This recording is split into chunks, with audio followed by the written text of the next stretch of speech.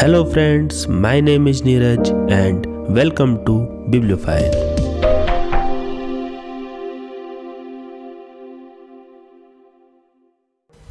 दोस्तों, कभी ना कभी या किसी न किसी चीज़ से आपको डर तो लगा होगा, लेकिन क्या आपने उस डर का सामना करके उस डर पर विजय प्राप्त की है?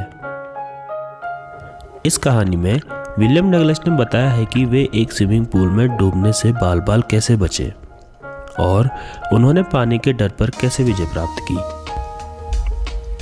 विलियम डगलस का जन्म मेन मिनीसोटा में हुआ था। 2 साल तक याकिमा में पढ़ाने के बाद उन्होंने वकालत की और वे फ्रैंकलिन डी रूजवेल्ट से मिले, जो अमेरिका के 32वें राष्ट्रपति थे।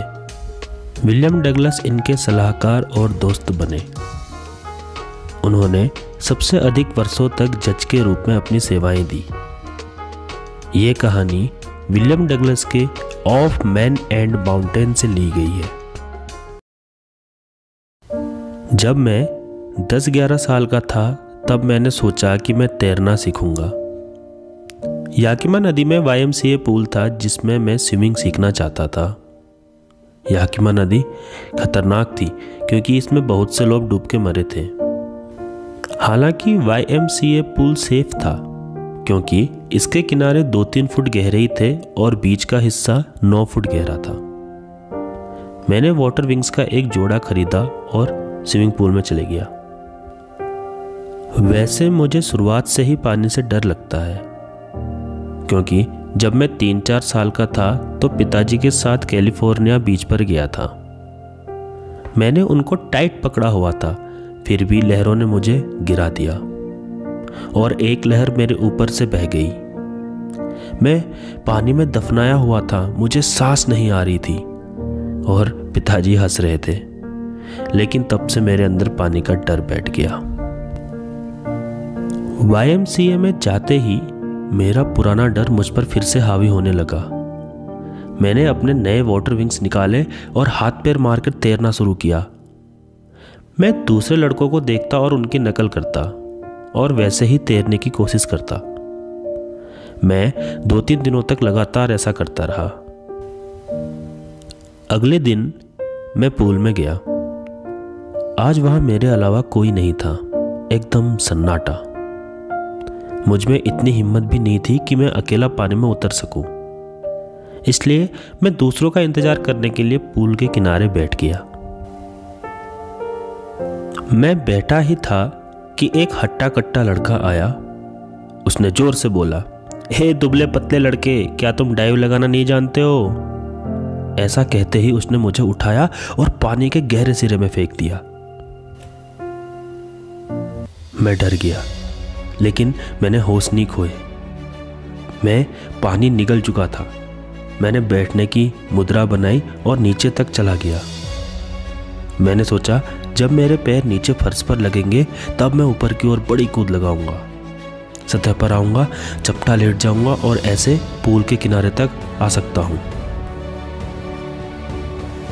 जब मैं नीचे की ओर जा ही रहा था तो मुझे 9 फीट भी 90 फीट से ज्यादा लगने लगी। ऐसा लग रहा था मानो मेरे फेफड़े फट ही जाएंगे। जैसे ही मेरे पैर फर्श से टकराए, मैंने पूरी शक्ति से ऊपर की ओर उछाल मारा। मैंने सोचा कि मैं कॉर्की की तरह ऊपर ऊपर को आ जाऊंगा, लेकिन मैं धीरे से ऊपर आया। जैसे ही मैंने अपनी आंखें खोली, बस मटमैले रंग का पानी ही पानी दिखाई दिया। मैं जैसे ही ऊपर पहुंचा, मुझे ऐसा लगा मानो मैं रस्सी को पकड़ लूंगा, लेकिन मेरे हाथों ने केवल पानी को जकड़ा। मेरा दम घुट रहा था। मैं जोर जोर से चिल्लाने की कोशिश कर रहा था, पर मेरी आवाज़ बाहर नहीं निकल रही थी।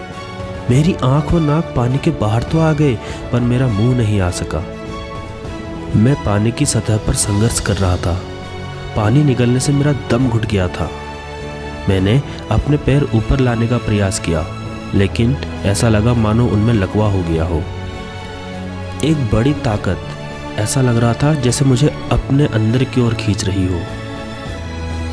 अब वापस से मैं पानी के तल तक जा चुका था। जैसे ही मैं नीचे गया, मेरी ताकत खत्म हो चुकी थी। ऐसा लग रहा था मानो मैं किसी शक्तिशाली फोर्स से लड़ रहा हूँ। मुझे सांस आना बंद हो चुका था, फेफड़े दर्द करने लगे थे तथा सिर चकरा रहा था। उसके बाद एक डर ने मुझे कसकर जकड़ लिया, ऐसा डर जो समझ से परे था और कंट्रोल से बाहर। मैं पानी के नीचे बहुत जोर से चीख रहा था। मेरे गले की चीख बर्फ की तरह जम गई थी। मेरे दिल की धड़कन मुझे जीवित होने का एहसास दिला रही थी। मैंने फिर सोचा कि जब मैं फर्श से टकराऊं तो मुझे कूदना याद रखना चाहिए। जैसे ही मुझे नीचे टाइलें महसूस हुई, मैं पूरी ताकत से कूदा, लेकिन कुछ नहीं हुआ। अब मैंने तीसरी बार नीचे जाना शुरू किया। अब रोशनी कम महसूस हो रही थी। तब सब कोशिशें थम गई। मैं बेहोश होते जा रहा था। अब कोई डर नहीं है, अब बस खामोशी और सन्नाटा है। अब मुझे नींद आने लगी थी। अब कूदने की कोई आवश्यकता ही नहीं रह गई थी। अब मैं थक चुका था और खुद ब खुद आगे बढ़ रहा था, मानो मैं अंतरिक्ष में तैर रहा हूँ। ऐसा लग रहा था मैं अपनी माँ की गोद में लिपट रहा हूँ और अब नींद आने ही वाली है। दूसरी बात जो मुझे याद है कि मैं अपने पेट के बल लेटा हूँ और उल्टियाँ कर रहा हूँ। वह लड़का जिसने मुझे फेंका था वह कह रहा था, लेकिन मैं तो बस मजाक कर रहा था। एक ने बोला, ये लड़का तो मर ही गया होता। अब सब ठीक है, चलो इसको लॉकर रूम में ले चले। 2-3 घंटे बाद मैं घर गया। मैं जाते ही बिस्तर पर लेट गया। मैं कांप रहा था। अचानक मैं चिल्लाया। उस रात मैं खाना तक नहीं खा पाया। कुछ दिनों तक मैं काफ़ी डरा हुआ था। मेरे पांव डगमगा जाते थे। ऐसे ही कुछ साल बीत गए। मुझे कुछ छोटे छोटे झरनों का पता चला तो मैं पानी में फिर से उतरना चाहता था। और जैसे ही मैं किसी झील में जाता, चाहे वो टाइटन रिवर हो, पंपिंग रिवर हो या गोट रॉक्स की गर्म झील, मेरा डर मुझे वापस जकड़ लेता। न्यू हैम्पशायर की मछली हो, डिशूट की ट्राउट फिश हो, ओरिगन की मेटोलियस फिश हो या कोलंबिया की साल्मन फिश हो, जहाँ भी मैं फिशिंग करने जाता या स्विमिंग करने जाता तो मेरा डर मुझे वापस जकड़ लेता। मेरे डर ने मुझसे मछली पकड़ने, कैनोइंग करने और तैरने की खुशी छीन ली थी।